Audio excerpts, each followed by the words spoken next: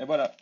Bonsoir tout le monde. Bonjour. Si vous nous rejoignez depuis le continent nord-américain, pensée spéciale à mes amis du Québec. J'espère que vous m'entendez. On va commencer par ça. Donc voilà, donc Thomas est là, petit pouce. Nour aussi, salut Nour. Donc voilà, vous m'entendez, c'est formidable. On va pouvoir commencer. On attend que tout le monde arrive pour essayer de faire le tour de ce qui est en train de se dérouler aux États-Unis avec hier une journée, j'ai tweeté dessus, qui était non seulement complètement folle, mais avec un véritable potentiel historique. On va parler de tout ça, on va essayer de parler un petit peu aussi. C'est un sujet qui vous a intéressé, qui vous a choqué, moi aussi, ce qui s'est passé au Texas avec l'affaire Kate Cox, qui n'a pas eu le droit d'avorter alors que sa vie était en danger. Donc on va parler de ça bien évidemment, parce que en plus de ce qui est arrivé à Kate Cox et ce qui arrive fréquemment à des femmes américaines, elle n'est pas la seule dans cette situation-là. Cela va être évidemment un des thèmes les plus importants de la campagne présidentielle américaine. Ce sera peut-être pas le premier thème, à mon avis. Le premier thème va être, surtout si Trump est candidat, va être la survie de la démocratie américaine, mais si le droit de choisir et toutes ces actions pour limiter le droit à l'avortement dans les différents États américains vont être bien évidemment tout en haut de la liste des thèmes utilisés et abordés pendant l'élection américaine. On parlera aussi du procès de New York, du procès pour fraude de Trump. Pas vraiment procès pour fraude, le lapsus est intéressant, pas forcément pour fraude, parce qu'il est déjà reconnu coupable, mais pour déterminer le montant de l'amende et les peines qui vont suivre cette amende-là. Trump devait venir témoigner hier, il ne s'est pas présenté. Le procès termine aujourd'hui avec la fin et le contre-interrogatoire d'un des experts. On en parlera également. Il y a aussi à Washington depuis hier un procès que je suis qui est celui d'une affaire en diffamation de Giuliani. Là aussi, on est dans la même situation que dans le procès Trump. Giuliani a été reconnu coupable d'avoir diffamé deux, deux employés d'un des bureaux de vote de Fulton County en Géorgie. Il est d'ailleurs poursuivi aussi en pénal à cause de ça, hein. Il est inculpé de Trump en Géorgie. Là, c'est un procès en civil. Il a donc été déjà reconnu coupable et le procès en cours avec jury est là pour déterminer le montant de son amende. Si vous voulez, on pourra parler aussi de la dernière manœuvre de Trump pour s'enrichir encore un peu plus sur le dos de ces pauvres supporters qui sont sollicités tous les jours d'une manière ou d'une autre pour récupérer de l'argent. Donc sa dernière manœuvre est de leur proposer sa troisième série de NFT, cette fois-ci en ajoutant le petit truc en plus, la possibilité d'avoir un morceau, je cite, d'une pièce historiquement la plus importante de l'histoire des États-Unis, c'est-à-dire un morceau de tissu du costume qu'il portait lors de ce fameux mugshot en Géorgie. Donc on parlera de tout ça. Si vous nous rejoignez en différé, donc voilà, je parle dans le futur. Là, évidemment, ce space est enregistré. Évidemment, il laissera la place à vos questions, mais si vous nous rejoignez en différé, je sais que les différés space sur Twitter, c'est pas le bonheur, et donc le replay, le différé l'enregistrement de ce space sera disponible un peu plus tard aujourd'hui et pour tout le temps gratuitement sous la forme d'un bonus de la chute sur notre chaîne YouTube. Donc voilà, vous aurez la possibilité d'aller écouter là-bas si vous ne nous avez pas rejoint en direct. Voilà, je pense que j'ai fait le tour de tout. Chronologiquement, on va commencer par le plus important. On va commencer par ce qui s'est passé hier à Washington, donc dans le cadre du procès de Trump, un procès fédéral où il risque des peines de prison pour sa tentative de coup d'État. Donc ces manœuvres pour rester en place autour du 6 janvier, hein, ce sont des manœuvres qui ont commencé bien avant. Le 6 janvier est un petit peu la partie visible de l'iceberg, cette attaque du Capitole. C'était juste un élément d'un plan beaucoup plus complexe qui courait sur plusieurs États, avec la création, par exemple, de faux grands électeurs, de faux certificats de victoire, et une volonté de créer un incident le 6 janvier pour amener que ces faux documents soient utilisés pour permettre à Trump de rester en place. Donc il doit être jugé à Washington le 4 mars 2024 et évidemment c'est une date qui embête énormément Donald Trump parce que c'est avant l'élection présidentielle, c'est même avant la convention du Parti républicain qui est prévue pour le mois de juillet prochain. C'est un procès qui devrait durer 2 mois, vu la force du dossier contre Trump, des témoignages contre Trump et des preuves, on parlera des preuves tout à l'heure avec la révélation que le procureur spécial Smith a réussi à accéder aux données du portable de Donald Trump, le portable qu'il utilisait avant et pendant le 6 janvier.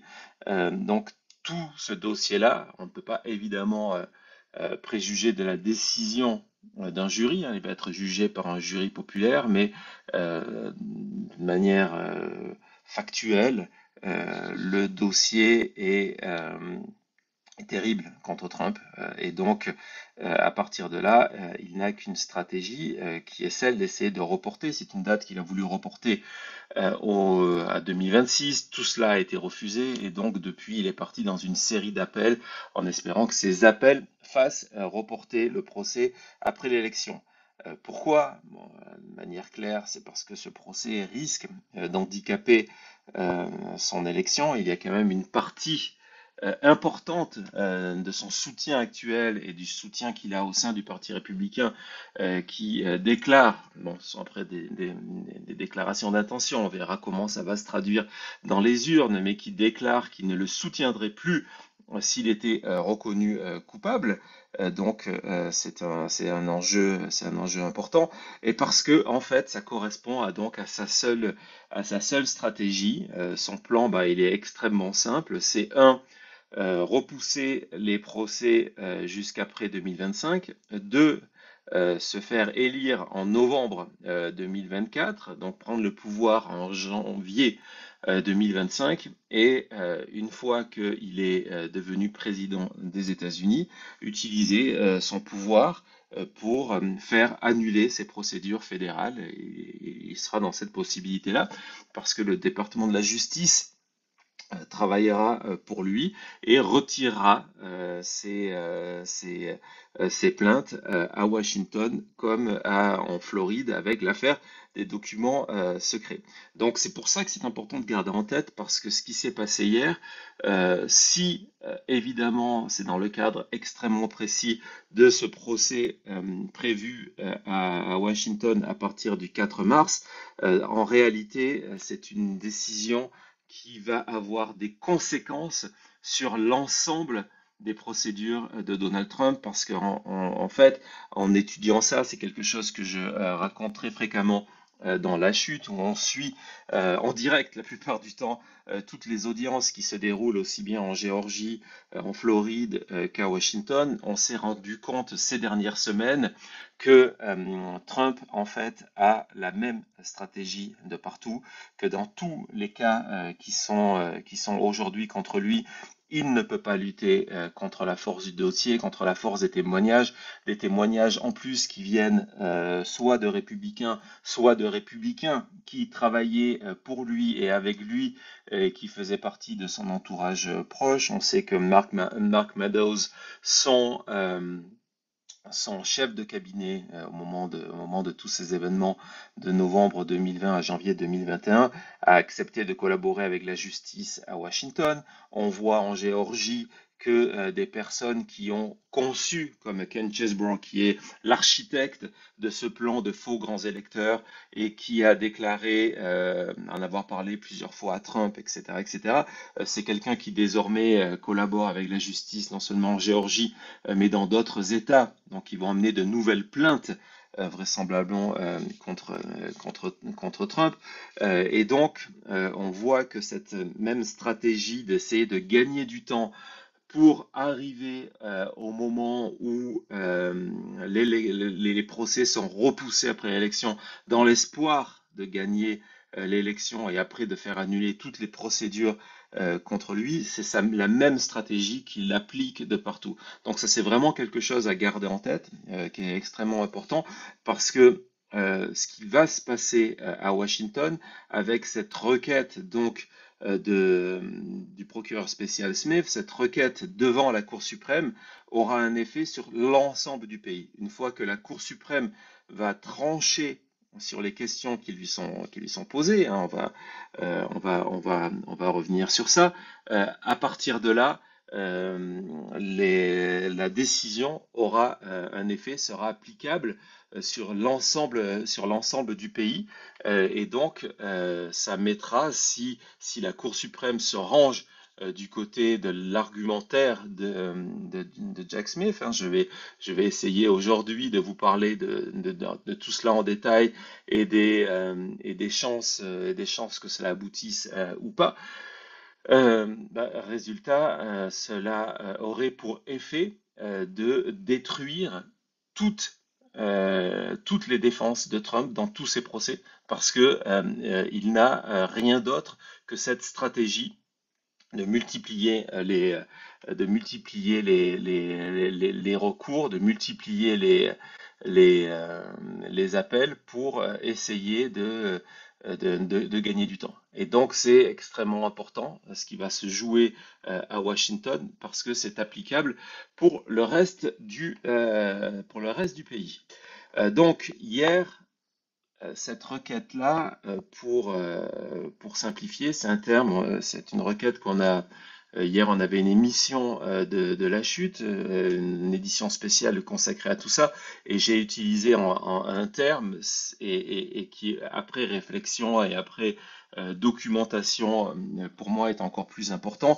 C'est vraiment l'option nucléaire. C'est l'option nucléaire par rapport à ce que je viens de vous raconter, parce que ça touche toutes les procédures de Trump et parce que si elle aboutit, le procès de Trump se tiendra bien au mois de mars prochain parce que Trump n'aura plus de possibilité de faire appel pour repousser. Donc, pour revenir un petit peu en arrière, ces dernières semaines, après avoir tenté de plein de manières différentes de, de, de faire repousser son procès, Trump a déposé un certain nombre d'appels et souvent c'est ce que je décris dans La Chute comme cette fameuse stratégie du spaghetti, hein. C'est un terme employé par les avocats américains où on dit aussi ils partent à la pêche, c'est-à-dire qu'ils balancent plein de trucs différents en espérant que soit un fonctionne ou dans le cas de Trump que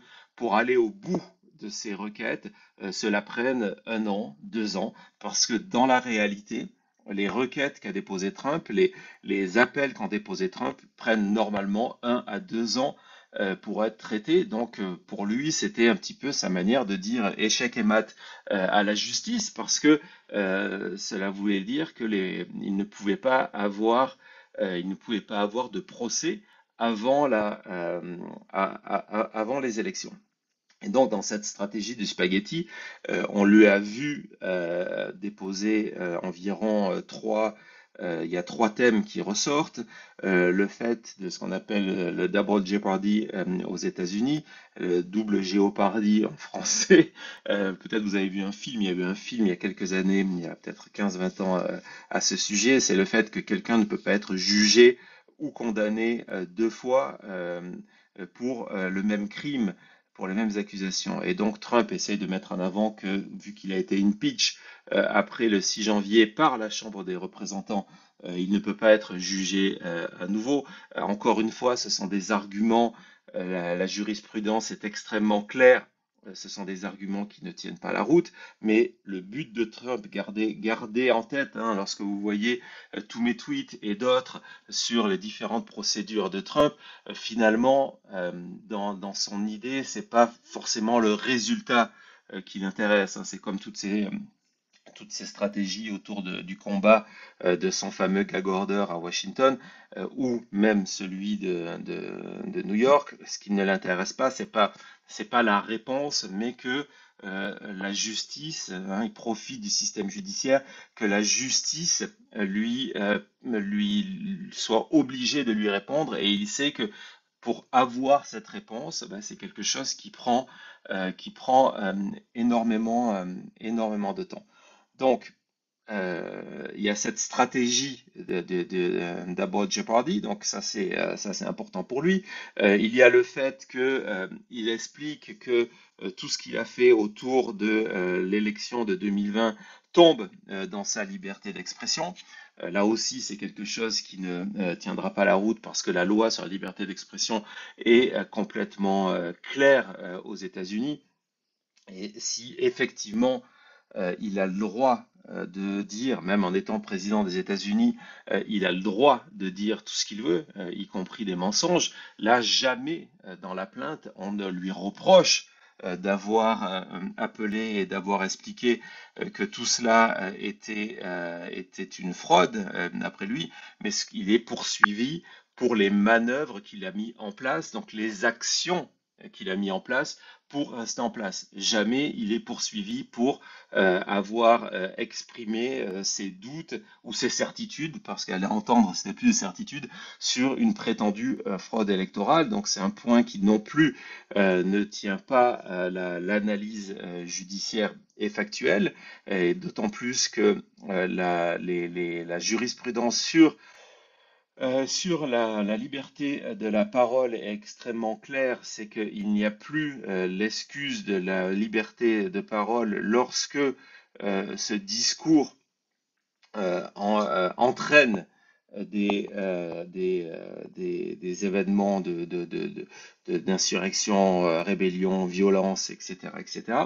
Donc ça, c'est arrangé de côté. Et son troisième point, qui est le cœur de sa défense, qui est le point le plus important, où Trump profite que depuis 247 ans, en fait, jamais la question s'est posée, hein, parce qu'il faut garder tout ça en tête, c'est que on est dans un territoire qui est complètement nouveau, parce que effectivement, jamais la justice américaine s'est retrouvée face au cas d'un président qui a tenté un véritable coup d'État à la fin de son mandat pour rester en place. Et donc, Trump profite de ce côté de nouveauté, profite du fait qu'il n'y a pas de jurisprudence précise, hein. On peut pas aller se dire non, tu ne peux pas faire ça parce que il y a eu tel ou tel cas déjà de jugé dans le passé, hein. C'est la première fois que l'on se retrouve face à cette situation,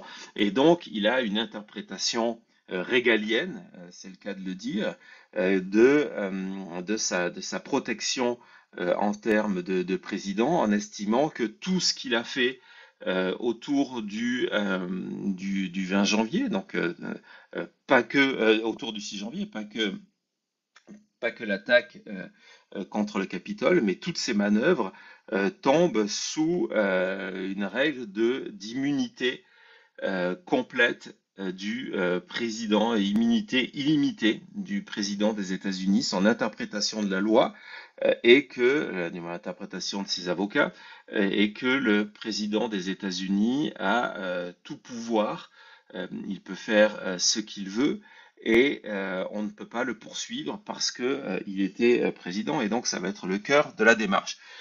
Encore une fois, même s'il n'y a pas de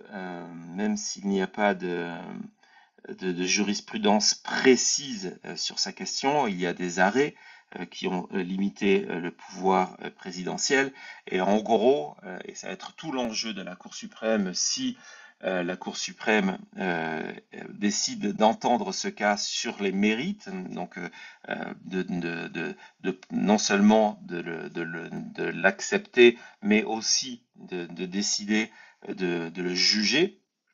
La Cour suprême va se retrouver dans une situation complètement folle où si elle donne raison à Trump, par extension, elle signifie que le président des États-Unis est au-dessus de tout pouvoir, que c'est un citoyen à part et qu'il a le droit de tout faire. Il aurait le droit, par exemple, d'utiliser, c'est un des points qui est mis en avant dans l'arrêt du procureur Smith dans sa requête, il aurait le droit, par exemple, d'utiliser la garde nationale pour faire assassiner un ennemi en disant voilà, j'ai fait ça, mais vous ne pouvez pas me poursuivre parce que je l'ai fait en tant que président.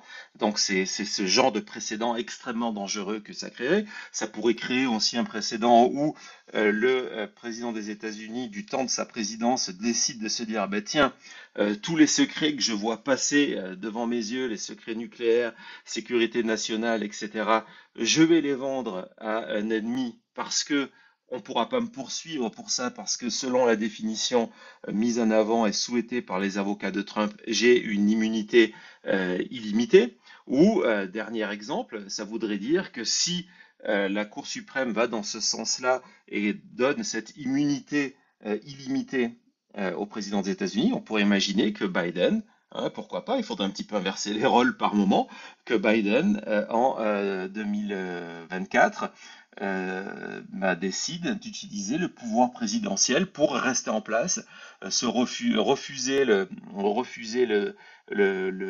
verdict des urnes s'il perd, en disant que de toute manière, on ne pourra pas me poursuivre parce que la Cour suprême vient de déterminer que le président des États-Unis avait un pouvoir illimité. C'est un des enjeux de ce qu'il va être probablement discuté à la Cour suprême dans les semaines à venir. Parce que donc voilà, ce qui s'est passé hier, c'est que c'est un coup d'échec, un coup de poker, si vous voulez, utilisé par le procureur Smith. C'est qu'il a bien compris la stratégie mise en place par Trump de multiplier tous ces appels, pas parce que la question l'intéresse, mais parce que ces appels ont un effet concret de repousser les échéances judiciaires, les procès, et donc il a décidé de court-circuiter ça en disant, OK, on ne va pas attendre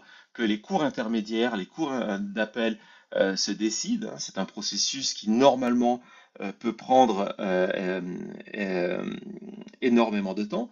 Ce qu'on va faire, on va aller directement, on va sauter ces étapes-là et on va dire aller directement parce que c'est le but de Trump. Le but, il est même annoncé par écrit dans une de ses requêtes que s'il n'avait pas satisfaction devant la Cour d'appel, il voudrait aller à la Cour suprême. Et donc, Smith le prend au mot en quelque sorte en disant, mais ce qu'on va faire, c'est que on va sauter ces étapes-là et utiliser une procédure assez rare dans le droit américain qui s'appelle un certiorari, un cert, qui est une sorte de révision judiciaire avant que le procès ait lieu. On va aller directement à l'étape finale, on va aller à la Cour suprême. Donc c'est une procédure rare normalement.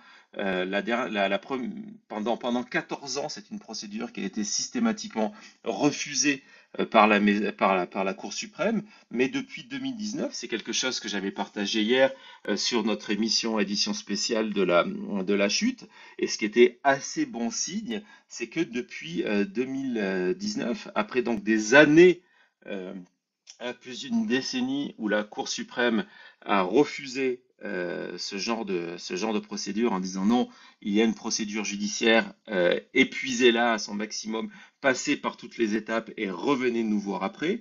Depuis la fin 2019, c'est une procédure qu'elle avait acceptée 14 fois. Et donc, c'était la procédure lancée hier par Jack Smith. Dans l'émission, je vous expliquais que j'étais assez confiant que cette procédure soit acceptée pour différentes raisons. Et en fait, moins de 5 heures après, et là on est dans des délais extrêmement rapides, hein, qui ne sont pas habituels à la Cour suprême, en moins de 5 heures, la Cour suprême a accepté cette procédure-là en expliquant que elle allait considérer donc une réponse et donc considérer, traiter cette réponse-là et donner 9 jours, ce qui est encore très peu dans le délai judiciaire donné jusqu'au 20 décembre aux avocats de Trump pour préparer cette réponse. Euh, Pourquoi j'étais confiant? Pourquoi j'étais assez confiant? Parce que je vous en avais parlé la semaine dernière, encore une fois, sur la chute. Et d'ailleurs aussi, si je me rappelle bien, sur notre dernier space ici, le fait qu'il existait une jurisprudence, euh, euh, au moins deux affaires, où la totalité de cette période d'appel avait été concentrée sous moins de 3 mois. Et une fois, un cas qui concernait Trump lui-même, qui avait refusé qui s'était opposé à ce que le comité d'enquête sur le 6 janvier ait accès aux archives et accès aux communications de la Maison Blanche. Et donc, il y avait une procédure qui était montée en moins de 3 mois jusqu'à la Cour suprême. Et point important, parce que je sais que souvent c'est un des arguments, on va y revenir, où on me dit ouais, mais la Cour suprême, c'est des conservateurs, les 3 derniers juges ont été nommés par Trump, ils vont jamais aller contre lui. Bah, dans cette décision, qui est la dernière fois où Trump est allé à la Cour suprême non seulement s'est décidé contre Trump en donnant l'autorisation dans un temps record et en expliquant, et donc garder cet argument en tête parce que il a un écho très particulier avec les nouvelles demandes de Trump, en expliquant que le président des États-Unis n'était pas un roi et que donc à partir de là, il ne pouvait pas avoir cette espèce de contrôle absolu sur l'information et donc forcément sur son pouvoir. Et je pense que ce même argument écrit par la Cour suprême des États-Unis il y a 2 mois il y a 2 ans, va être utilisé à nouveau pour justifier le rejet des appels des requêtes de Trump. Et puis surtout, je vous parlais d'un autre arrêt. Et pourquoi j'insiste là-dessus, c'est parce que ça vous permet d'avoir une idée précise du calendrier, qui est une des affaires les plus importantes de l'histoire judiciaire américaine, parce que justement, la jurisprudence qu'il en est née limite le pouvoir présidentiel, qui est l'affaire USA contre Nixon. Donc on est en pleine affaire, on est en 74, vers la fin de l'affaire du Watergate. Nixon a été contraint par un juge fédéral, a été contraint de communiquer les enregistrements audio. Vous savez que toutes les conversations de la Maison Blanche étaient enregistrées, hein, toutes les conversations du bureau ovale étaient enregistrées, et donc il est contraint de les donner à la justice, ça et tous les documents présidentiels autour de l'affaire du Watergate. Évidemment, il refuse, il veut passer des résumés où les parties les plus gênantes contre lui auraient été expurgées. Et donc tout cela part en juin 74 à la Cour suprême. Il y a un dépôt de requête pour justement que la Cour suprême décide ou pas. Donc on est en juin 74. Le 8 juillet, moins de un mois après la requête, la Cour suprême écoute les arguments des deux parties, hein, les avocats de Nixon et les procureurs pour le département de la justice.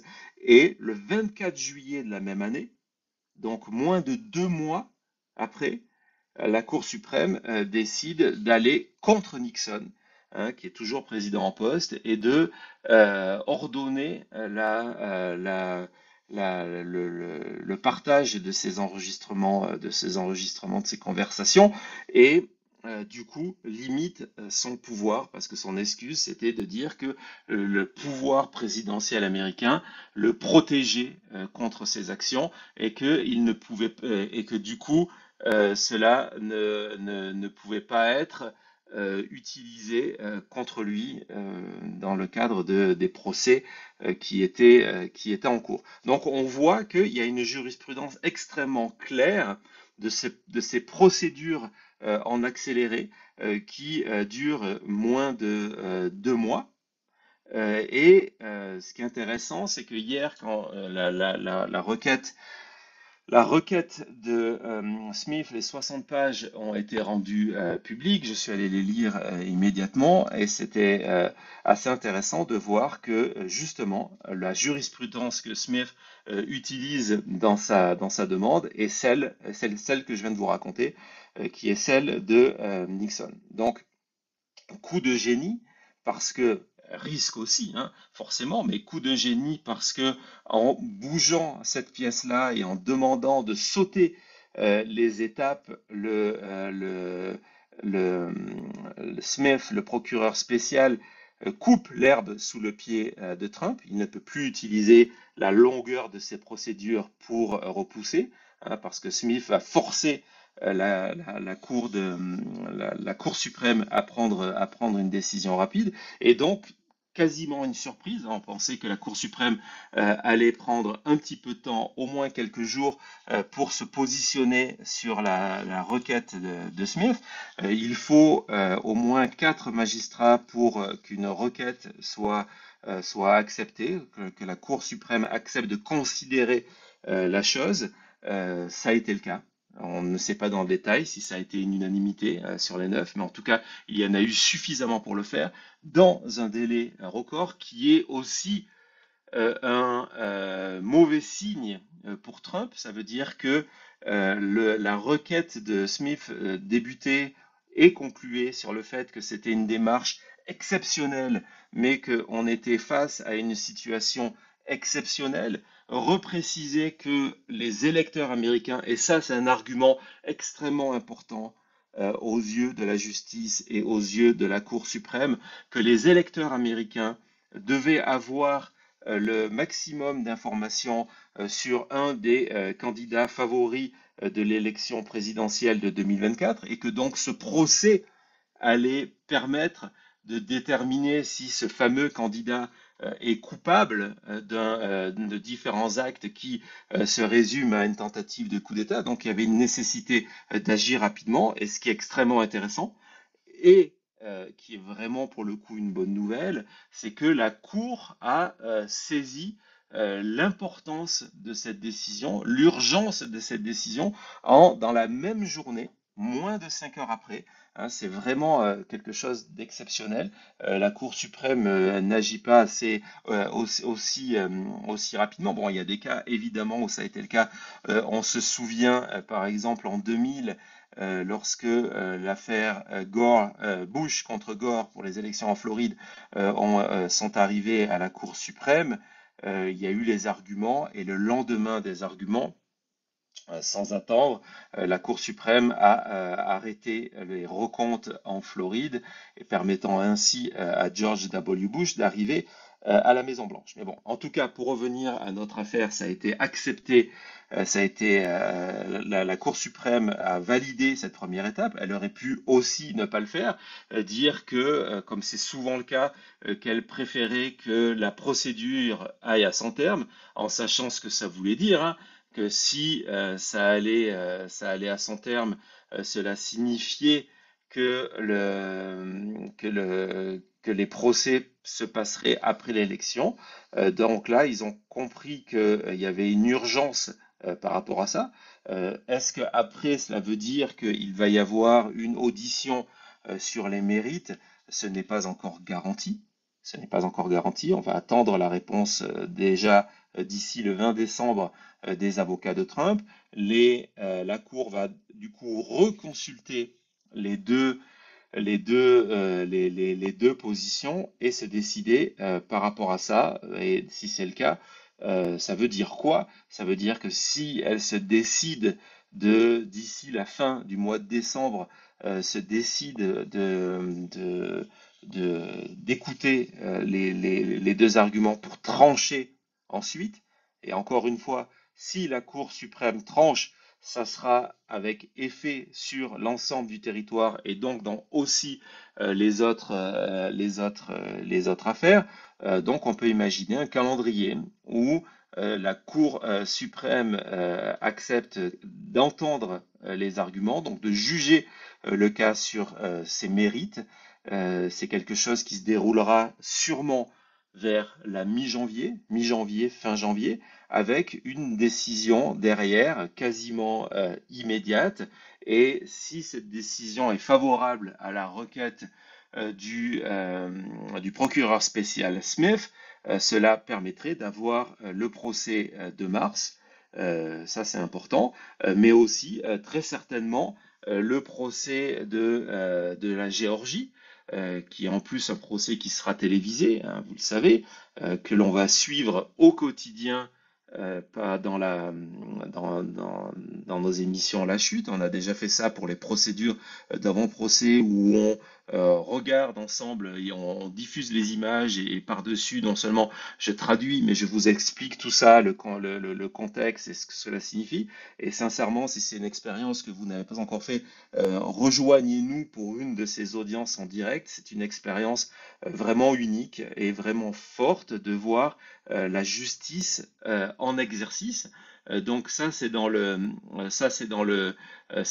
cadre de la Géorgie. Et du coup, si il y a un arrêt de la Cour suprême, parce qu'en Géorgie, Trump utilise les mêmes arguments pour faire repousser son procès. Du coup, ces arguments-là passeraient à la trappe et cela permettrait un deuxième procès Trump à partir du mois de mars, du mois d'août, excusez-moi, du mois d'août prochain. Donc deux procès extrêmement compliqués pour Trump, dont un diffusé. Donc imaginez la chose d'avoir chaque jour des témoins qui sont principalement des républicains ou d'anciens membres du cabinet de Trump, d'anciens membres de son entourage qui vont venir témoigner contre Trump, d'entendre des enregistrements audio, et il y en a plusieurs, de Trump lui-même en train de mettre de la pression sur différents élus pour mettre en place son plan pour permettre de gagner la Géorgie alors qu'il a perdu.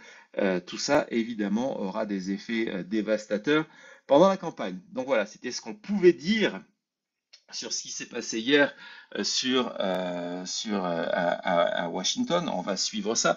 Il y a une autre petite chose à parler de Washington, mais d'abord, il y a Anto qui souhaite intervenir.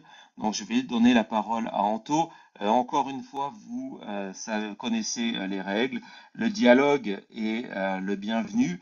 Mais si vous venez ici, des fois ça arrive malheureusement pour troller ou prendre l'antenne en otage pour nous lancer vos théories de la conspiration. Cela ne m'intéresse pas et vous serez bloqué immédiatement. Et donc je vais donner la parole à Anto.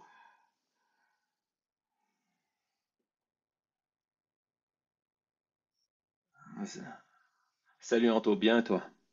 Bah écoute, très très bien et heureux de pouvoir refaire un petit space pour communiquer en direct, c'est sympa. Ouais, ça manquait. Alors, du coup, tu as parlé pas mal des conséquences enfin, en fonction des différentes choses, c'est-à-dire si la Cour suprême se prononce pour ou contre ce que ça pouvait déclencher d'immédiat.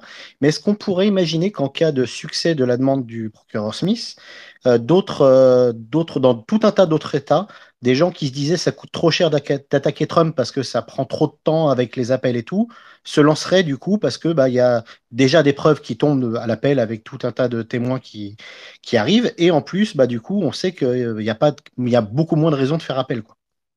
Non, c'est certain que c'est une décision qui va faire donc des jurisprudences en général et au-delà de Trump, parce que on parle de Trump là, c'est une décision qui aura son importance.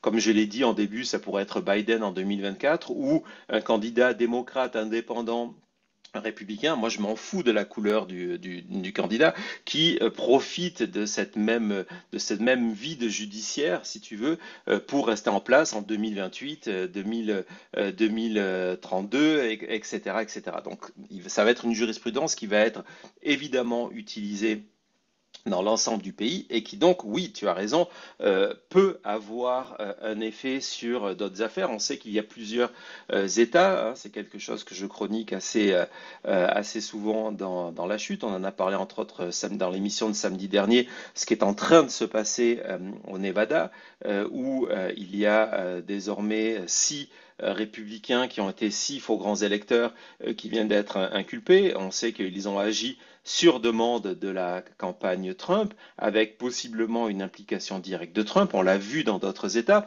Et donc, à partir de là, le Nevada va pouvoir se dire, bah, tiens, au lieu de simplement se contenter de poursuivre les exécutants, ceux qui ont physiquement triché, ceux qui ont signé ces fausses déclarations, on peut peut-être remonter maintenant plus facilement au cerveau derrière tout ça, aux membres de cette fameuse, pour le coup, conspiration, et donc remonter à Trump. Et on voit ça au Nevada, on va le voir en Arizona, il y a aussi des procédures en cours, au Wisconsin, au Michigan, ces fameux six swing states où l'élection devait se jouer, et c'est dans des États où Trump a tenté les mêmes manœuvres pour rester en place. On est vraiment dans un schéma de tricherie généralisée pour rester en place. Et c'est vrai qu'aujourd'hui, lorsqu'on est un procureur du Wisconsin, du Michigan, du Nevada, de la Géorgie, c'est déjà en cours, mais donc de ces États-là, on va regarder la décision de la Cour suprême parce que selon la décision de la Cour suprême, ça va effectivement faciliter la possibilité de inculper Donald Trump et de le juger pour ses efforts pour tenter de changer les résultats alors qu'il avait perdu dans les urnes. Voilà. Et du coup, alors je sais pas si c'est quelque chose qui se fait, enfin je pense que c'est quelque chose qui se fait beaucoup, mais je sais pas si ça peut être au pénal aussi. Mais est-ce que ça peut pas du coup être des groupes d'électeurs comme il y a eu qui justement se disent bah là on peut y aller quoi, Non, aidé ouais, par. ça peut être une option. La plupart des électeurs, la plupart des fois, lorsque ça se passe, ce sont des affaires qui vont en civil, donc pour des dédommagements financiers, le civil, où il n'y a pas de peine il y a pas de peine de prison, mais on l'a vu dans le dernier État, je me rappelle plus, je crois que c'était le Wisconsin, où justement les républicains qui ont participé à ce schéma de faux grands électeurs ont décidé de passer un accord avec la justice, ils étaient poursuivis en civil, mais ce qui est intéressant, c'était de voir que toute cette procédure-là était reprise derrière dans de probables, c'est une des clauses de leur accord, dans de probables poursuites en pénal. Donc on peut avoir effectivement des électeurs, ça dépend des lois État par État. Évidemment, la plupart du temps, ça doit être une enquête justifiée par le procureur de l'État pour partir en pénal. Mais le point de départ de cette enquête peut être une plainte au civil dont il décide de se saisir parce qu'il considère que cette plainte au civil a aussi des effets. Et au-delà de ces affaires de faux grands électeurs, c'est quelque chose que l'on voit aussi à New York avec le procès pour fraude pour Trump qui a été déjà déterminé coupable, où l'on sait, hein, ça a été dit, que le procureur du 7th District de New York, donc le procureur fédéral, est en train de suivre ce qui va se passer. Il attend les décisions du juge pour dire que selon la gravité de tout cela, selon le dossier, et il a pu faire connaissance du dossier durant ces 2 mois de procès, il va s'en emparer au niveau pénal pour aussi poursuivre Trump au niveau pénal, donc avec des risques de prison derrière. Donc, ouais, c'est une option. Bon, potentiellement, c'est quand même un gros domino qui risque de faire tomber un paquet d'autres, hein. Ok, C'est merci. exactement ça. Merci Anto. À la prochaine. Il À y en aura. À plus. plus. Ciao. On va donner aussi, avant de passer au reste, c'est le principe d'un space sur X. On va donner la parole à notre ami, notre ami, j'espère, Rakam le Rouge. Rakam the Red. Hein, très bon album de RG. Euh, on vous entend ou on t'entend. Faut appuyer sur le micro, c'est tout. Ah, bonsoir William. Ben, ça fonctionne. Ouais, vous m'entendez? Ok. Très bien, Ah, formidable. ouais, toujours très instructif vos présentations. Félicitations encore. Merci. Euh, en fait, je voulais juste faire une petite remarque. Ne pensez-vous pas que finalement, ce que Trump pensait être un avantage va se révéler être un de ses pires, comment expliquer, inconvénients. Enfin, ça va être un point lourd à lui, pour lui, à savoir le statut de candidat. Parce que je pense que la majorité des Américains, comme vous l'avez évoqué, ne sont pas fous, vu le nombre de Non, dossiers. Il faudra avoir un candidat au maximum, enfin en tout cas avoir le plus clair possible. C'est non, non, peut-être non, c'est certain, c'est certain. un C'est handicap, que, voilà, c'est ça que je voulais dire. ouais, non, Chercher. c'est certain que ça sera un handicap majeur, majeur. On le voit. Je suis en général, quels que soient les résultats. Aujourd'hui, vous voyez, il y a eu un sondage qui montre que Biden gagne de 4 points dans tous les États clés qu'il doit remporter. Je n'y donne pas plus de valeur que celui de la semaine dernière qui Ouais. donnait la même chose pour Trump aussitôt dans le processus électoral. On est à 11 mois de l'élection. La réalité, c'est que lorsqu'après on va dans le cœur de ces enquêtes-là, on voit qu'aujourd'hui, le Parti républicain, c'est quoi? Le Parti républicain sous Trump, c'est environ 35% une seconde, je vais couper votre micro pendant que je parle parce qu'il y a un écho derrière. Voilà, formidable. Et après, je vous rendrai la parole. C'est juste pendant que je parle. Donc, le Parti républicain sous Trump, c'est quoi? C'est environ 35% d'électeurs qui soutiendront Trump quoi qu'il arrive. Quoi qu'il arrive. Certains ont déjà dit, et pas que des électeurs, Marjorie Taylor Greene, qui est une de ses plus fidèles alliées à la Chambre des représentants, qui espère peut-être avoir, je n'y crois pas, mais avoir une place comme future vice-présidente sous le ticket, a déjà dit qu'elle voterait pour Trump si Trump était en prison. D'accord? Et donc, il y a 35% des électeurs du Parti républicain qui sont prêts à faire pareil. Il y a environ 25% qui sont opposés à Trump, qui sont républicains, mais considèrent que Trump est dangereux et ils ne voteront pas pour lui. Ça ne veut pas dire qu'ils voteront pour un candidat démocrate, mais en tout cas, ils ne souhaitent pas.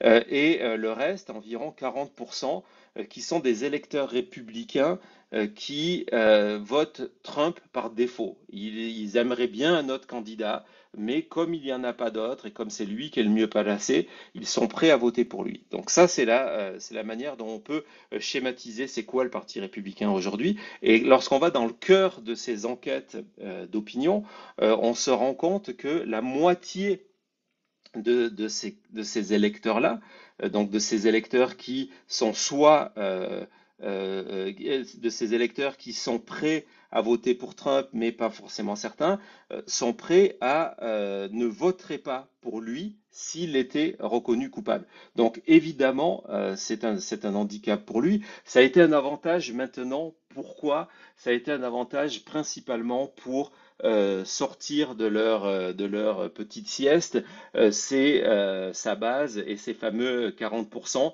en disant voilà, je suis sous attaque et donc rassemblez-vous autour de moi. C'est aussi pour ça qu'il y a cette espèce d'écart dans les sondages actuels où on a les électeurs de Trump qui sont extrêmement motivés parce que pour eux, leur campagne a déjà débuté. La campagne de Biden n'a pas encore débuté. La campagne officielle n'a pas encore débuté, mais Trump, on est en plein dedans, et donc les affaires ont servi à faire ça, les inculpations. Là, on parle de condamnation, et donc ça devient un handicap extrêmement rare. Et il y a un point très intéressant que vous venez d'évoquer en disant les Américains sont pas fous. Une autre manière de le dire et de le voir est d'aller regarder année par année, mois par mois, semaine après semaine, la cote d'opinion défavorable de Trump. Il y a toujours au moins 60% des Américains qui n'ont pas une opinion favorable.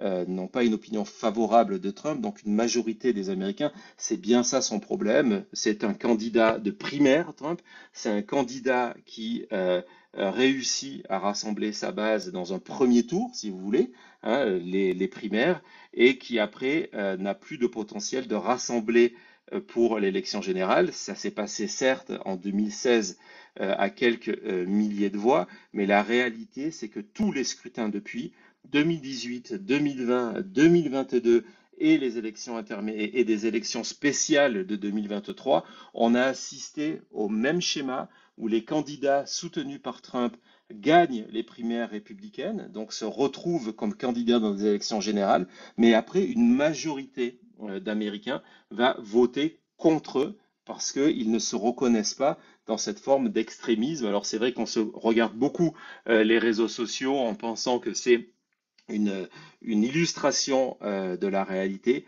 Ce n'est pas le cas. J'habite aux États-Unis. Je ne dis pas que le soutien de Trump n'existe pas, hein. J'ai un de mes voisins qui est MAGA, par exemple. Donc c'est un soutien qui existe, mais il n'est pas de l'étendue de ce que l'on veut vous faire croire, y compris, et c'est honteux, hein, je le dis, c'est honteux de la part des correspondants et experts francophones qui répètent tout ça jour après jour sur les plateaux et les émissions radio et les colonnes de différents magazines. C'est voilà, je vous rends la parole, c'est à vous. Alors oui, je vous remercie pour la réponse parce que, une fois de plus, vous répondez de manière perspicace. Mais par rapport à ma question, je pense que vous vous êtes placé d'un point de vue de ce que je considérais les conséquences Oui, sur l'électorat. Moi, en fait, quand je parlais de handicap, je parlais par rapport à toute cette stratégie qu'il avait bâtie sur le fait d'essayer de gagner du temps. Ne oui. se doutait-il pas qu'à un moment donné, en tant que candidat, ben, forcément qu'il y aurait un effort, en tout cas, qui serait fait justement pour éclaircir au maximum sa situation en vue d'une élection présidentielle. On ne confie pas un poste suprême, je veux dire, comme ça, quoi, avec autant de dossiers. C'est pour ça, je Non, non, pense que, je comprends, enfin, je je me comprends. demandais, il n'a pas anticipé ça, quoi. Trump, qu'on présente tellement comme un génie entouré de... Il n'a pas pensé que le fait d'être candidat ferait que, justement, les procédures contre lui s'accéléreraient et entraveraient sa stratégie d'essayer de gagner du temps, Bah, tout simplement. déjà, il y a une manière de répondre à cela de manière extrêmement simple, c'est de regarder ce qui vient de se passer à New York et Mhm. de se rendre Bah compte que oui. tout au long de cette procédure, ces avocats ont multiplié les erreurs. Ces avocats ont multiplié les erreurs, donc ça ne veut pas dire que Trump n'a pas, ça veut dire que Trump n'a pas les meilleurs avocats au monde. Euh, il a tout fait pour ralentir les échéances. Pourquoi aujourd'hui on est dans cette situation-là? Ce sont des procédures qui ont été entamées bien avant qu'il soit candidat. Il a annoncé sa candidature très tôt pour justement jouer cette carte-là, hein. C'est une défense volontaire. Il dit voilà, maintenant si tout s'accélère, c'est parce que je suis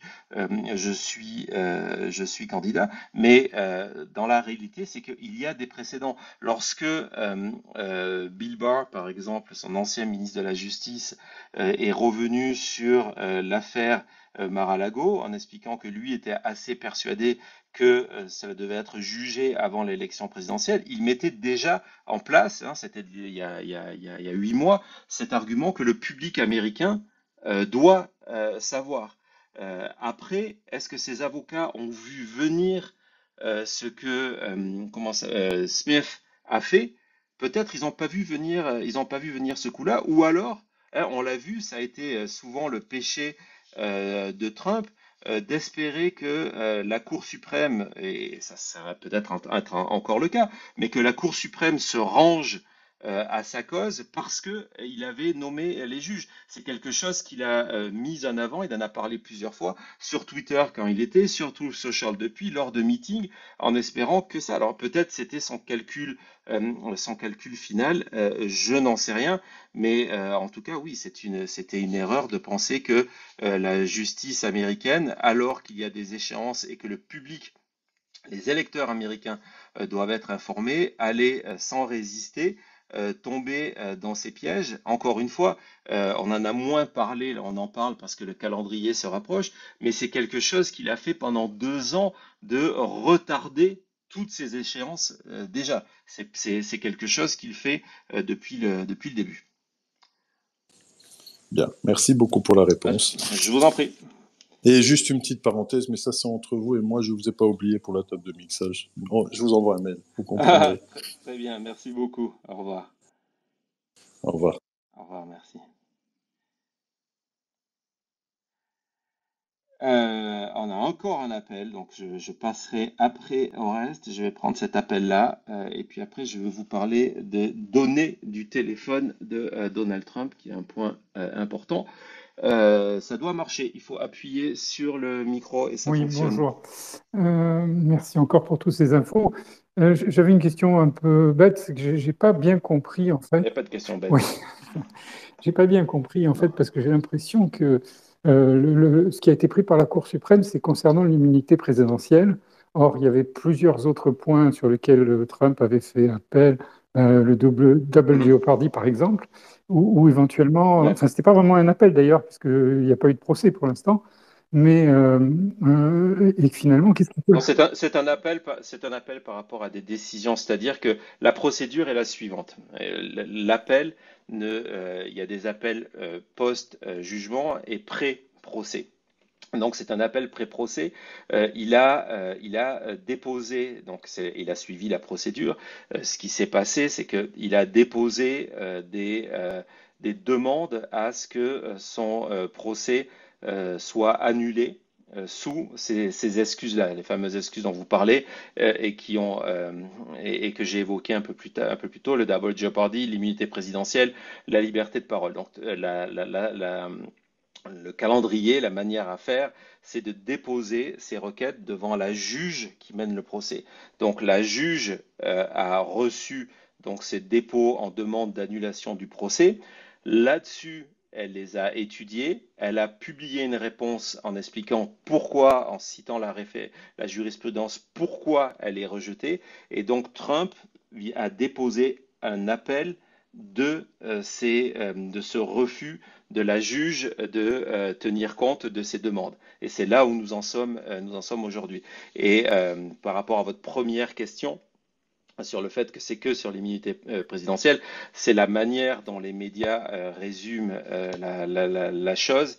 Les 60 pages déposées par Smith sont précises et couvrent tous ces axes de défense mis par Trump. Il y a tout le reste dans le document. Le point le plus important et le plus facile à comprendre, c'est ces questions d'immunité, mais le reste figure aussi. Et donc la Cour suprême, si elle décide d'aller jusqu'à l'argumentation basée sur les mérites, devra prendre des décisions dans les 3 axes de défense de Trump. Ah, ok, merci. Ah, c'est beaucoup plus clair. Et par contre, est-ce que du coup, il peut éventuellement demander d'autres requêtes en annulation et recommencer le processus ou pas? Non, en fait, il n'y en a pas d'autres possibles. Au-delà de ça, il y a encore une fois et c'est pour ça qu'on a pas mal d'informations dans celle dont je vais parler dans quelques minutes sur le téléphone de Trump, c'est que, et on sait par exemple qu'est-ce qu'il allait faire en Géorgie, c'est que dans cette fameuse phase du droit américain qui s'appelle le discovery, donc le discovery, c'est lorsque les procureurs partagent les éléments de leur dossier avec la défense pour aider la défense à préparer son dossier. La défense, elle, est obligée de rendre publiques ses stratégies d'appel, de requête, etc., etc. Et il n'y a rien d'autre dans ce qui a été présenté par les avocats de Trump. Leur seule possibilité était de, par exemple, ce qui a été en plus, c'était quand le fait, lorsque Trump a eu son gag order, d'essayer d'utiliser ça comme quelque chose qui était lié au premier amendement, mais c'est donc la liberté de parole, freedom of speech, mais c'est quelque chose qui est aussi dans les 60 pages de Smith. Donc concrètement, ça veut dire que si la Cour suprême décide que les arguments utilisés par Trump ne sont pas valides, valables, cela signifie que les procès auront lieu dans les dates qui ont été décidées à peu près. On est à quelques jours, peut-être quelques semaines proches, peut-être que si la Cour suprême donne rendez-vous à tout le monde le 15 février, ça ne sera pas possible d'avoir un procès le 4 mars, mais du coup on l'aurait à la fin du mois de mars. Ça bougerait légèrement le calendrier, mais pas de manière plus importante que ça. Ok, bien merci. Ben, on comprend bien l'importance de De ce ce qui qui est s'est en train de passé se hier. passer. Ouais, Ok. exactement. C'est pour ça que j'ai dit que c'était une journée potentiellement historique, parce que elle permettrait d'avoir Trump devant la justice. Et au-delà de ça, hein, c'est quelque chose que je dis depuis toujours, même si je suis la présidence Trump, du moins Trump depuis 2015. Moi, tout ce qui m'intéresse dans ces questions, et c'est pour ça que la chute existe, c'est les conséquences sur la démocratie américaine. Trump est un spécialiste, on l'a vu, et ça a failli marcher en 2020 et 2021, début 2021, un spécialiste de l'utilisation justement de ces zones, ces faiblesses du droit américain, de la Constitution américaine, du droit électoral américain. Donc il va identifier les faiblesses et il essaye de passer par ces failles. Là, il y en a une qui est extrêmement importante parce que en 247 ans, il n'y a jamais eu de président qui se retrouve de président ou de ex-président qui se retrouve face à ces accusations-là. Hein, c'est vraiment un cas unique dans l'histoire des États-Unis. Et donc, il faut colmater cette brèche au risque de voir quelqu'un d'autre, au-delà de Trump, démocrate ou républicain, j'en ai absolument rien à faire, qui utilise cette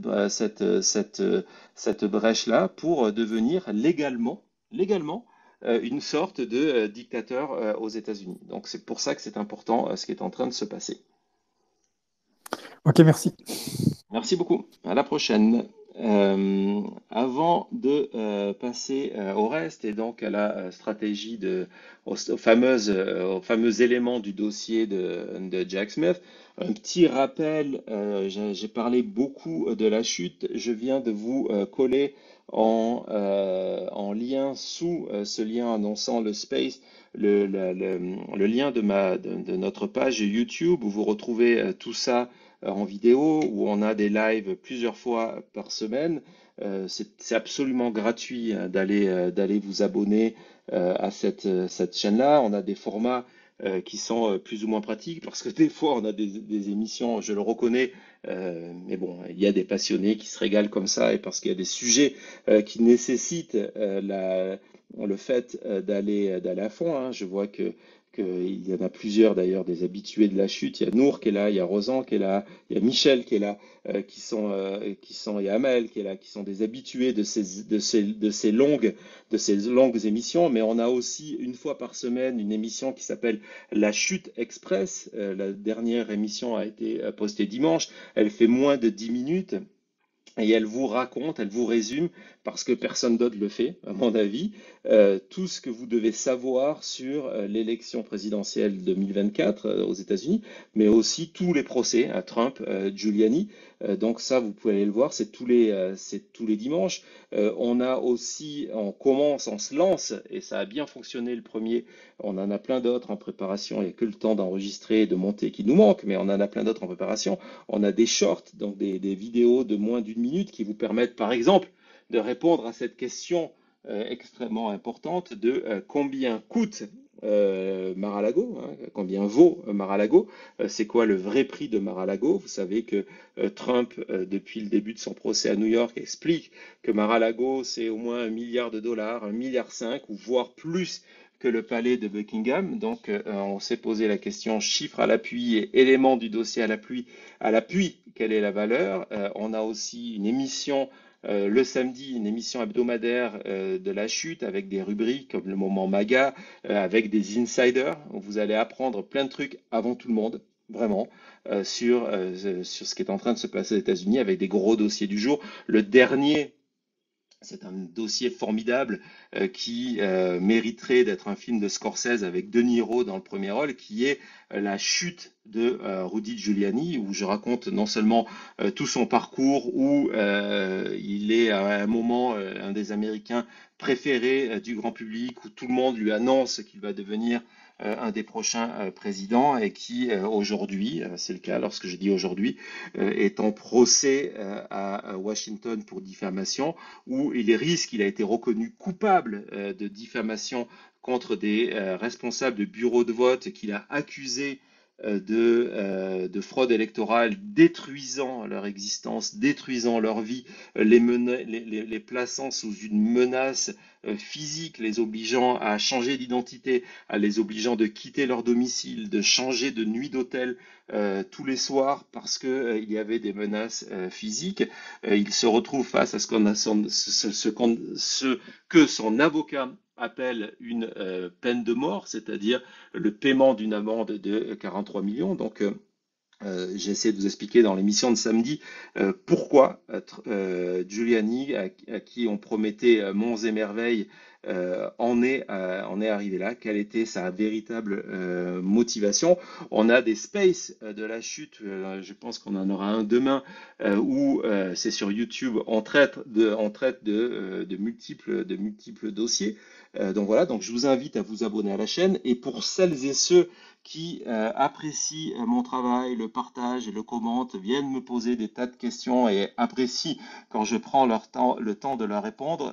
Encore une fois, je suis 100% indépendant. La chute est un média 100% indépendant et vous avez la possibilité de nous soutenir. Hein, si vous voulez de l'information de qualité, ben, ça a un prix, et donc de nous soutenir en nous rejoignant sur notre page KissKissBankBank, dont j'ai aussi mis le lien en dessous de ce space, et en échange vous allez pouvoir avoir des contreparties, comme par exemple hier j'ai publié ce que je faisais en 2020 sur Twitter, un récapitulatif, un récap de cette journée folle. Il y a des analyses, encore une fois des trucs insider, vous avez les vidéos avant tout le monde et vous avez la possibilité, on a un chat privé sur Telegram, de discuter avec moi, avec l'équipe de la chute et d'échanger avec les autres chutistes. Voilà. La page de publicité est faite, mais bon, c'est pour la bonne cause. Et en tout cas, je remercie toutes celles et ceux qui ont décidé d'essayer d'aller voir si c'est une option qui les satisfait, d'aller s'abonner à la chaîne, d'aller un petit peu voir ce qu'on fait sur la chaîne, de partager nos contenus ici et sur YouTube, et en bout de course, de vous abonner à KissKissBankBank et de nous soutenir mois après mois dans notre mission de devenir votre première source francophone incontournable consacrée à tout ça. Et comme vous le voyez aujourd'hui, l'actualité est extrêmement riche. Donc en parallèle, c'est vraiment la fin de la publicité, en parallèle de ce que Jack Smith a fait hier, donc de cette requête en certiorari déposée devant la Cour suprême, qui a donc décidé en quelques heures de dire qu'elle allait considérer cette requête-là.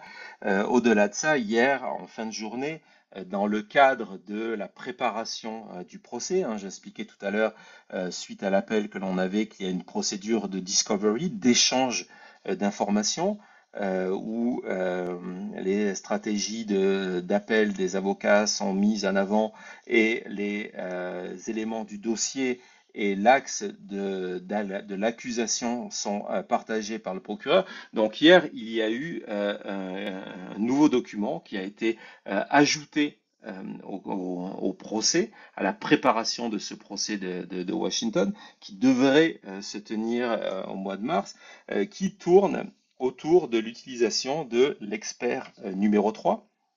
C'est des gens qui ne sont pas encore nommés. Les procureurs n'ont pas l'obligation de les nommer pour l'instant pour des raisons évidentes de sécurité. Et cet expert a réussi.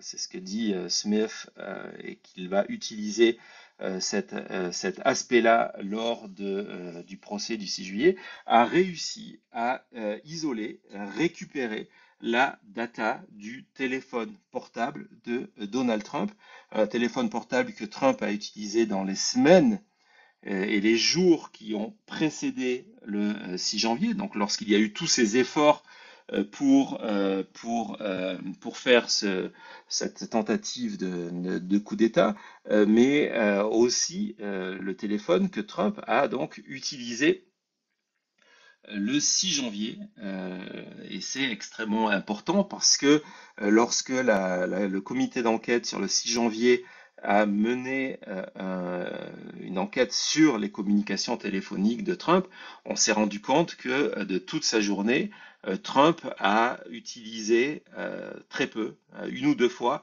la ligne publique, donc la ligne officielle de la présidence, donc la ligne de la Maison-Blanche, qu'il savait, dont les appels sont, les, les, les numéros sont enregistrés et donc auraient pu devenir publics. On aurait pu savoir lors de cette journée complètement folle qui Trump avait appelé et ce que Trump avait fait s'il avait utilisé le téléphone de la Maison Blanche. Et donc malheureusement, on a vu qu'il avait été prudent à ce niveau-là et que pendant plusieurs heures, ce n'avait pas été le cas. Mais on avait aussi de témoignages de personnes qui disaient avoir reçu des appels de Trump, hein, des élus. Par exemple, durant cette période-là, ça voulait dire qu'il avait utilisé une autre ligne. Et cette autre ligne, c'est évidemment son téléphone portable. Et donc, c'est un point énorme, ce que vient d'annoncer le procureur Smith, de pouvoir accéder aux communications de Trump le 6 janvier. On va savoir qui il a appelé, mais aussi ce qu'il a fait. Hein. Dans la data, ce qui est intéressant, c'est que il y a par exemple la possibilité de voir les sites qu'il a visités, la possibilité de voir s'il a envoyé des SMS, des DM, parce que Twitter a été dans l'obligation après l'avoir combattu de manière judiciaire, a été dans l'obligation de partager toute la data de Trump sur Twitter. Et donc, à partir de tout cela, en utilisant ce que l'expert a réussi à récupérer, plus toute la donnée de Twitter, on va pouvoir suivre Donald Trump heure par heure dans ces jours, dans ces semaines, dans ces jours et dans ces heures critiques des États-Unis. On va voir avec qui il a été en communication. L'idée évidemment de Smith et la manière dont est écrit cet nouvel élément du dossier, c'est de pouvoir prouver que Donald Trump a joué un rôle actif, hein, pas son excuse habituelle de dire que lui n'a fait suivre que les conseils de ses avocats et que, en gros, il n'était pas responsable de tout ce qui s'est passé.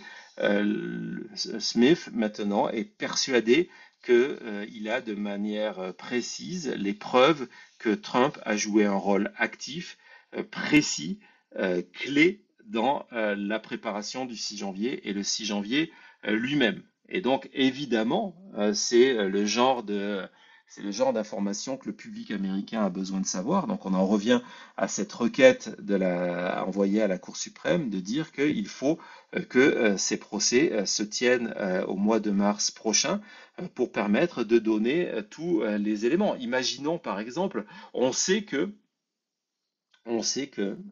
c'est un élément du dossier que les milices paramilitaires Proud Boys et Oath Keepers ont joué un rôle extrêmement actif dans le lancement de l'insurrection du 6 janvier. La plupart d'ailleurs de ces membres-là ont été condamnés à de lourdes peines de prison, hein, 10, 15, 20, 30 ans de prison pour ce rôle. On sait que les premiers actes d'insurrection, les premiers barrages de police attaqués ont été par des membres des Proud Boys et des Oath Keepers qui étaient équipés pour une opération paramilitaire ils avaient de quoi, par exemple, capturer et menotter des élus. Donc il y avait vraiment une volonté très forte de mener cette opération-là.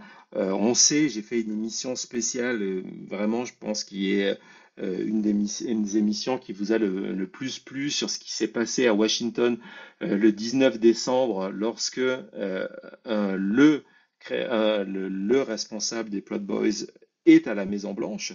Et donc il y a toujours eu cette possibilité tracée par les enquêteurs que Trump, d'une manière ou d'une autre, ait été en contact direct ou par l'intermédiaire d'une personne en contact direct avec cette milice-là. On sait que le gouvernement américain, la justice, le DOJ, a proposé à un des responsables des Proud Boys, celui qui était à la Maison-Blanche le 19 décembre, lui a proposé une peine allégée en échange de sa collaboration. Il a refusé parce que tous les Proud Boys estiment que Trump va gagner en 2024 et que du coup Trump les pardonnera, les graciera et en utilisant son pouvoir de grâce présidentielle. Donc ils ont tous refusé de collaborer avec le gouvernement américain et partager les informations. Peut-être, j'insiste sur ce mot-là, que les données du téléphone de Donald Trump, donc maintenant à Smith, au-delà de ce téléphone, il a aussi le téléphone d'une personnalité non citée extrêmement proche de Trump, c'est peut-être celui de Meadows, hein, le chef de cabinet, donc l'organisateur au quotidien de la vie de Donald Trump. En tout cas, on pense que peut-être ces informations-là, peut-être, permettront d'établir ce genre d'informations. Donc voilà, c'est une information extrêmement importante. Si vous n'avez pas de questions sur le sujet, et parce que ça fait déjà une heure, plus d'une heure, 1h15 que nous sommes ensemble. Je voulais vous parler très rapidement de ce qui se passe ce qui s'est passé au Texas, parce que c'est une affaire non seulement tragique, mais qui en plus de ça aura des conséquences sur l'élection 2024. C'est certain que le drame de Kate Cox, qui a fait, pour une fois, qui a attiré l'attention des médias généralistes et qui a touché beaucoup de femmes américaines, pas que des femmes, mais beaucoup de femmes américaines, qu'elles soient démocrates, indépendantes ou républicaines, va être remise en avant lorsqu'on va s'approcher de l'élection de novembre, parce que ça va être un des enjeux de campagne. Donc Kate Cox, c'est une mère de famille de 2 enfants qui habite à Dallas, au Texas, qui est enceinte d'un 3e enfant, 20 semaines de grossesse, et qui a la confirmation que son enfant est atteint d'une maladie génétique rare, la trisomie 18, que les chances de survie de l'enfant sont extrêmement limitées avant la naissance, sont limitées encore plus si l'enfant naît, et que les chances de survie au-delà de la naissance sont quasiment nulles. Donc elle découvre ça, ce qui est déjà un choc en soi. Deuxième choc, c'est que les médecins ici au pluriel, hein, donc elle a eu plusieurs avis, après plusieurs passages aux urgences de différents hôpitaux de Dallas. Elle se rend compte que les médecins se rendent compte que la vie de Kate Cox est en danger, que si elle mène cette grossesse à terme, elle risque de mourir, et que si elle survit, dans tous les cas, ses possibilités d'avoir un autre enfant plus tard sont quasiment nulles. Et donc au Texas, suite à cette décision de la Cour suprême, hein, comme vous voyez, on parle toujours de la Cour suprême, la décision il y a 1 an et demi de la Cour suprême de revenir sur la protection fédérale qui garantissait le droit à l'avortement à l'ensemble des États-Unis. La Cour suprême a décidé de revenir sur ce qu'on appelait la provision Roe v. Wade et de mettre une nouvelle loi à la place, qui est la loi Dobbs, qui donne qui n'interdit pas l'avortement, mais qui donne la décision, qui place la décision dans la responsabilité des États. En gros, en disant chaque État a le droit de faire ce qu'il veut par rapport à l'avortement. Et donc, évidemment, tous les États républicains siègent à la fois de la droite MAGA, mais aussi, c'est pas forcément la même, mais parfois c'est la même, de la droite religieuse américaine. Et le Texas est un des États où cette droite religieuse évangéliste américaine est le plus présent. Donc tous ces États se sont empressés à limiter fortement le droit à l'avortement, le limiter en nombre de semaines possibles, en songeant à l'interdire complètement. On n'en est pas encore là. C'est chaque fois des interdictions par étapes, comme on en est maintenant à une criminalisation de tout médecin, établissement hospitalier, infirmière, et aussi à terme, dans ce processus de rendre la chose criminelle, la femme qui décidera d'avorter, le mari ou l'ami qui l'accompagnera pour avorter. On en est à des réflexions aussi sur punir les gens qui traversent les États, les frontières, c'est des frontières qui n'existent pas en soi, mais dans les frontières de chaque État pour aller se faire avorter ailleurs. Donc il y a une volonté de criminaliser tout ça. Et donc le Texas est devenu un de ces États les plus stricts contre l'avortement. Si par exemple vous êtes une femme est victime d'un viol ou d'un viol y compris incestueux dans le cadre de sa famille, elle n'a pas le droit elle n'a pas le droit d'avorter au Texas. C'est pas considéré comme une raison pour avorter. Et donc, pour revenir à Kate Cox, enceinte de 20 semaines, elle ne pouvait plus avorter de manière légale, et donc elle a tenté une procédure. Et souvent on me demande pourquoi elle n'est pas tout de suite partie en dehors de l'État se faire avorter ailleurs. Kate Cox a décidé de faire ce qui était bien, déjà la possibilité de se faire avorter en termes de réconfort moral et physique, de se faire avorter près de son domicile, de rentrer chez elle après, de retrouver ses enfants. Mais au-delà de ça, si Kate Cox avait les moyens financiers d'aller se faire avorter en dehors de l'État, elle a décidé d'essayer de faire ce qui était le mieux pour toutes ces femmes qui, elles, n'ont pas les moyens d'aller ailleurs, hein, parce qu'on dit, ah, ben, elle n'a qu'à prendre un avion et aller en Californie où elle peut se faire avorter, par exemple. Et donc, pour toutes ces femmes qui n'ont pas les moyens de faire pareil, elle a décidé d'aller devant les tribunaux. Hein. Aux États-Unis, tout termine devant des tribunaux. Et donc, elle a décidé d'aller devant les tribunaux pour tenter de faire entendre raison à la justice. Et donc, la première juge qui a écouté son dossier a estimé qu'effectivement, c'était un abus de justice de la part du Texas de l'empêcher d'avorter alors que sa vie était en danger, la possibilité d'avoir d'autres enfants était remise en question, et que de toute façon l'enfant était quasiment condamné. Et donc, elle a eu l'autorisation de cet avortement, mais immédiatement, Ken Paxton, qui est le procureur général du Texas, Ken Paxton, c'est un allié fidèle de Trump. C'est lui qui avait tenté de monter jusqu'à la Cour suprême, encore une fois, la Cour suprême en 2020 pour faire empêcher la victoire de Joe Biden. Donc, ça a été un échec.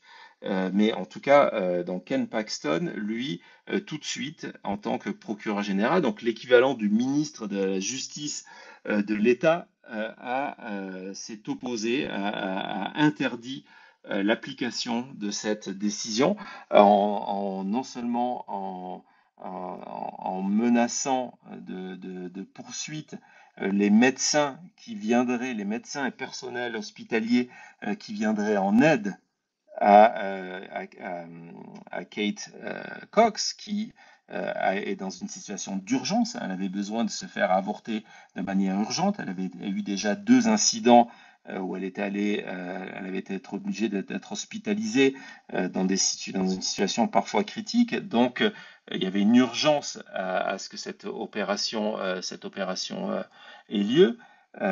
Et donc, non seulement menaçant tout médecin et infirmière qui viendrait l'aider, donc menacé de poursuites civiles, donc d'amendes de plusieurs millions de dollars, mais aussi de poursuites pénales, donc des peines de prison. Mais, et là c'était une première, Cox avait élargi ces menaces aux hôpitaux, aux centres médicaux qui pouvaient aider Kate Cox à avorter. Et donc là, en termes de responsabilité civile, on parle de possibilité de poursuite pour des dizaines de millions de dollars, donc de ruines virtuelles pour certains hôpitaux américains, où la majorité des hôpitaux aux États-Unis sont des cliniques privées. Donc, résultat, Kate Cox n'a pas pu se faire avorter, et sa seule option était donc de demander à ce que là, c'était à la fin de la semaine dernière, c'était jeudi, à ce que la Cour suprême du Texas, donc la plus haute autorité du pays, se prononce et lui donne l'autorisation de se faire avorter. Le vendredi, la Cour suprême du Texas avait décidé a fait une première réponse en disant que, je paraphrase évidemment, mais que elle avait besoin de plus de temps, malgré l'urgence médicale, hein, l'urgence de la situation, elle avait besoin de plus de temps pour se décider, et que donc elle prendrait son temps pour se décider et partait là-dessus en week-end. Je sais, c'est choquant, mais c'est ce qui s'est passé au Texas. Et dans tous les cas, ce que je vous avais dit à l'époque, ce que je vous avais écrit, c'est que lorsque une cour prend déjà face à une situation d'urgence de dire on a besoin de plus de temps pour nous décider, ce n'est pas bon signe. Et il y avait un autre élément, j'ai tweeté là-dessus, vous avez été nombreux à le partager. Je vous ai partagé une vidéo de campagne qui datait de 2012 en vous racontant la manière dont la Cour suprême du Texas était constituée de 9 élus. Hein, ce sont des élus, hein, ce ne sont pas des magistrats de carrière, ce sont des élus, de 9 élus, donc juges élus qui sont 9 républicains, qui sont tous membres de cette mouvance droite évangéliste du Texas, pro-MAGA, et que je vous donnais l'exemple d'un de ces magistrats, Devine, qui, lui, avait fait sa campagne pour être élu à la Cour suprême du Texas. Hein. Donc c'était un de ses arguments de campagne que, en fait, son parcours ne devait pas être jugé à son travail de magistrat, mais à son travail d'activiste anti-avortement, que pendant des années, son activité principale était de faire des opérations, alors lui il appelait ça des opérations de sauvetage devant des opérations de sauvetage, excusez-moi, j'étais en train de dire un message en même temps, des opérations de sauvetage au niveau des centres d'avortement qui à l'époque étaient légales, hein, au Texas, et que donc concrètement ça voulait dire que ils faisaient des opérations d'intimidation. Ils se mettent devant l'entrée d'un centre d'avortement et ils intimident physiquement et de la voix toutes ces femmes qui viennent avorter, et que donc il disait de manière extrêmement fière, c'était son bilan, qu'il avait été arrêté 37 fois pour avoir intimidé des femmes qui souhaitaient avorter. Et donc c'était son argument de campagne et il a été élu sur ces arguments-là. Donc je disais, prudence en termes d'espoir sur une future décision de la Cour suprême du Texas, parce que la Cour suprême de Texas est constituée de ce genre d'intégristes. Et encore, en plus de ça, lorsque on se plongeait dans la vie personnelle de ce même magistrat, on se rendait compte que c'était le père de famille, un père de famille de 6 enfants, et lorsque sa femme avait été enceinte une 7e fois, et c'est la même histoire que pour Kate Cox, les médecins avaient prévenu sa femme que l'enfant n'avait quasiment aucune chance de survivre et que la vie de sa femme, donc la vie de ce juge, était en danger, qu'il y avait une grosse probabilité qu'elle meure pendant la grossesse ou pendant l'accouchement. Et avec sa femme, donc le juge Devine, avait décidé de mener l'expérience jusqu'à son terme, de mener l'expérience jusqu'au bout. Sa femme a survécu une grossesse extrêmement difficile, à haut risque, mais l'enfant, comme prévu, est mort. Mais en tout cas, c'était la position de Devine. Donc c'était clair que la Cour n'allait pas aller dans le sens de Kate Cox, et c'est ce qui s'est passé lundi, donc hier. En début de journée, face à une dégradation de son état de santé et l'urgence d'avoir cet avortement, Kate Cox avait fait annoncer qu'elle avait décidé de quitter le Texas pour aller se faire avorter dans un État où c'est encore possible. Et quelques heures après ça, la Cour suprême s'est décidée enfin à agir et a annoncé qu'elle rejetait sa demande d'avortement pour urgence médicale au Texas. Donc voilà, donc ça c'est la situation au Texas et c'est évident. Et on a vu que c'est un moteur et c'est une grosse crainte des républicains. Donc les républicains, en gros, aujourd'hui, ils sont partagés entre deux camps.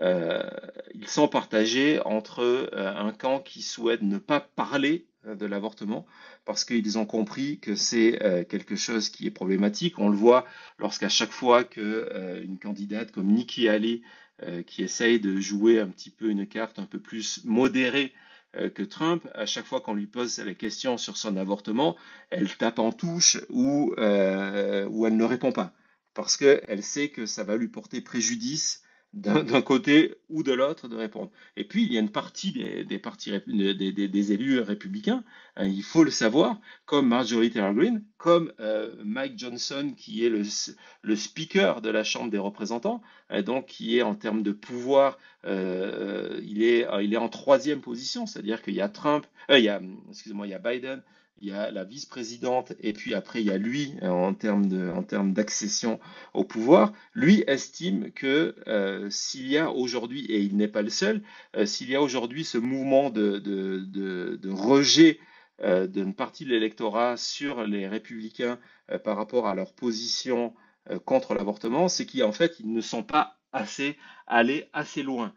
Qu'il faut être encore plus strict, plus sévère, plus limité encore plus quand c'est possible ce droit-là, pour que le public se rende compte enfin des bénéfices de ces interdictions-là. Et donc, évidemment, on l'a vu en 2022 et on l'a vu en 2023, à chaque fois que les Américains ont pu venir s'exprimer, que ce soit sous forme de référendum au niveau local sur ces questions de l'avortement, une mobilisation supérieure à la moyenne, vraiment, de femmes qui viennent voter et qui viennent voter généralement contre les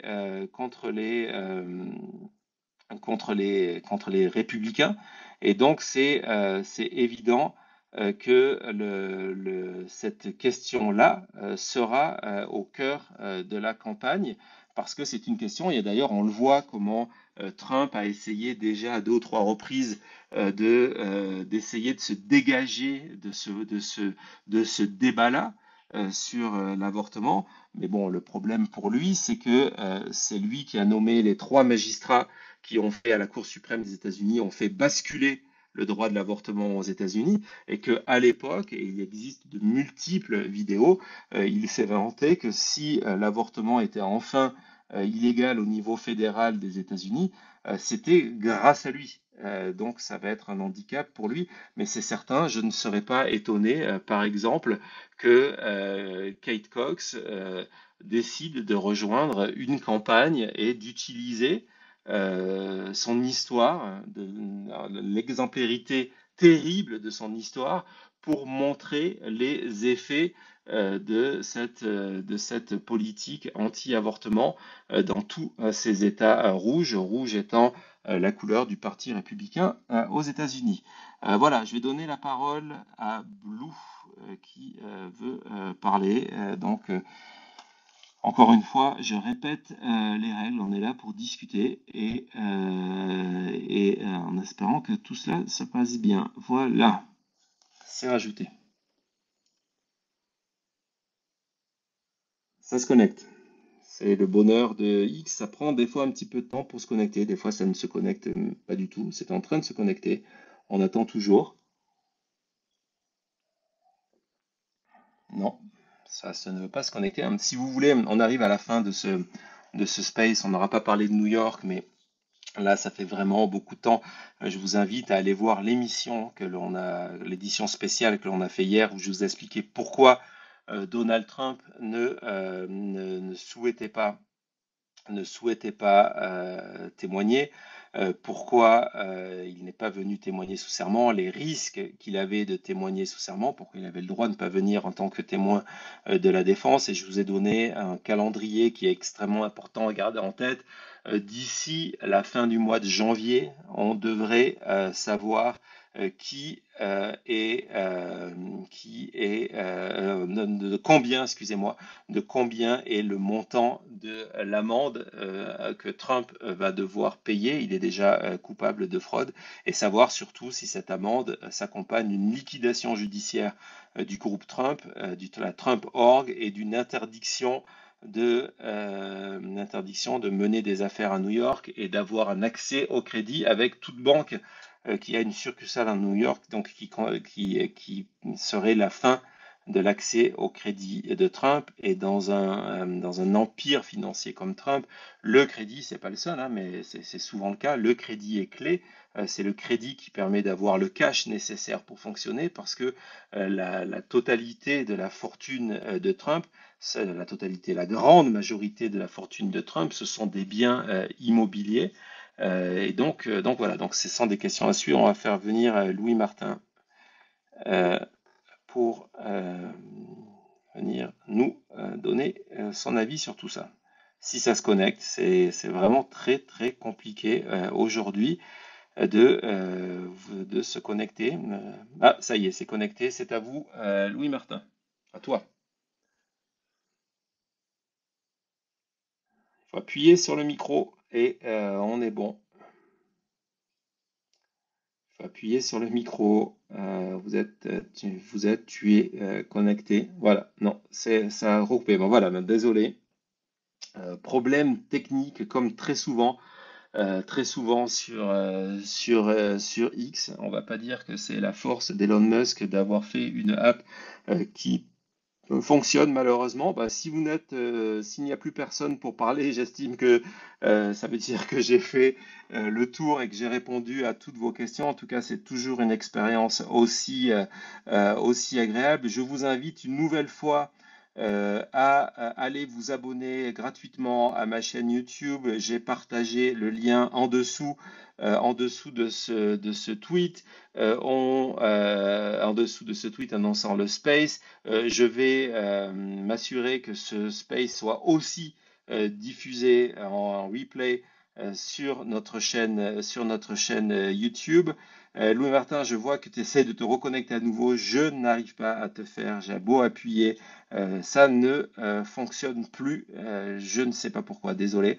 Et donc voilà, je vous invite à venir vous abonner à cette chaîne. Vous avez toutes nos émissions, l'émission courte, le résumé hebdomadaire qui est l'Express, les shorts à partager qui sont très sympas en moins d'une minute, et ce space sera diffusé. Et puis si ça vous intéresse d'encourager et de soutenir mon travail, je vous ai aussi partagé le lien Kiss Kiss Bang Bang de notre page pour soutenir un média, la chute, qui est 100% 100% indépendant. Donc voilà. Je vous remercie tous, vous avez été très très nombreux. On se refera ça. Mon idée, c'est de faire un space sur X une fois par semaine. Le prochain, j'essaierai de le faire sûrement à des horaires moins pratiques pour la France, mais plus pratiques pour tous nos amis du Québec, du Canada, pour vous avoir plus présents. Je sais que c'est des horaires aussi un petit peu compliqués, mais voilà, on est sur différents fuseaux. Et donc, c'est comme ça. Donc, voilà, à très vite. C'était un space de la chute sur X qui va devenir un bonus de la chute sur YouTube. À très vite. Merci, au revoir.